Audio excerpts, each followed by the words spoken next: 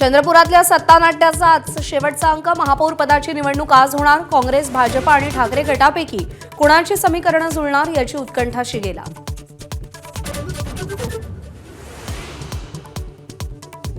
सुनेत्रा पवार आजपासून ॲक्शन मोडवर. उपमुख्यमंत्री पदाचा पदभार स्वीकारणार. रात्री दिल्ली दौऱ्यावर. पंतप्रधानांची भेट घेणार.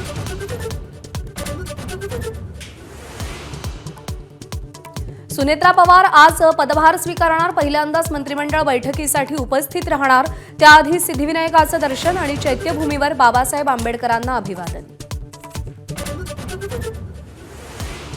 जिल्हा परिषदेतल्या विजयानंतर मुख्यमंत्री फडणवीसांचा तातडीनं दिल्ली दौरा. गृहमंत्री अमित शहा यांची रात्रीच भेट घेतल्याची माहिती.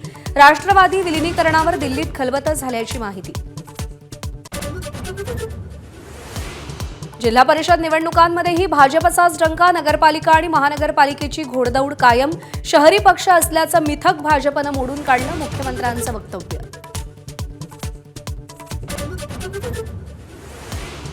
सातारा जिल्हा परिषदेत त्रिशंकू कौल. भाजपला दूर ठेवण्यासाठी शिवसेना आणि राष्ट्रवादी एकत्र येण्याची शक्यता.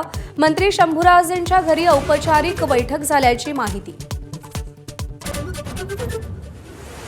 ज्येष्ठ नेते शरद पवारांची प्रकृती स्थिर. छातीत दुखत असल्यानं पुण्यात रुग्णालयात दाखल. 5 दिवसांचे औषधोपचार होणार. सुप्रिया सुळेंची माहिती. उपमुख्यमंत्री सुनेत्रा पवार यांच्यासह जय आणि पार्थ पवारांनीही विचारपूस केली.